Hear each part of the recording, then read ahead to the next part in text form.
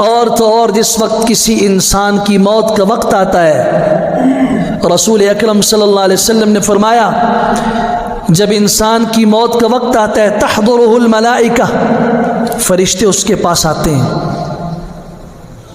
अब दो ही सूरतें हैं, या तो वो नेक होगा,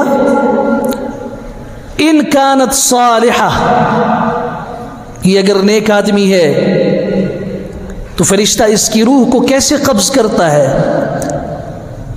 फरिश्ता खुद उसको कहता है, उसकी रूह को कहता है, उखरुजी अय्यतुहन नफ्सु तय्यबा उखरुजी हमीदतन वबशिरी बिबुशरा वबशिरी बिरौहिन व रैहान व रब्बिन गैर गज़बान।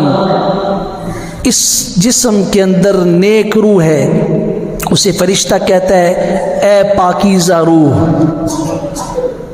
ए काबिल तारीफ जान, अल्लाह की तरफ से जन्नत की और रहमतों और राहतों और सुकून और चैन की बशारत और खुशखबरी सुन, निकल जा बड़े आराम से।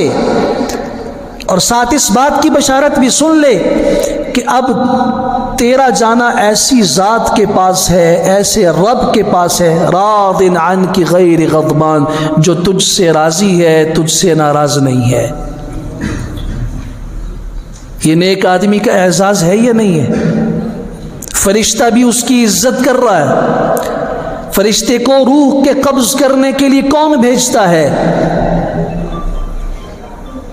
अल्लाह ही भेजता है और अल्लाह ही हुक्म देता है, जाके मेरे बंदे को उसकी रूह के निकलने से पहले जन्नत की बशारत सुना दे। और अगर बुरी रूह है तो फिर फरिश्ता उसे कहता है, अय्यतुहन नफ्सुल खबीसा, ए खबीस, ए गंदी जान, गंदी रूह, निकल सख्ती के साथ। और आगे बशारत सुन ले अजाब और जहन्नम की, और ऐसे रब के पास तेरा ले जाना है जो रब तुझसे नाराज है, तुझसे खुश नहीं है। फिर इसी नेक आदमी की रूह निकल गई,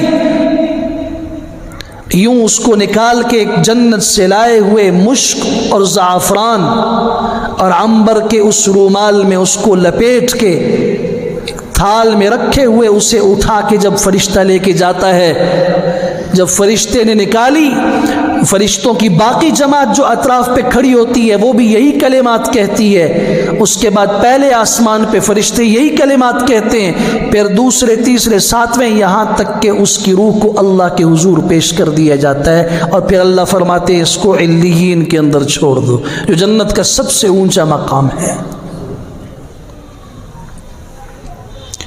ये नेक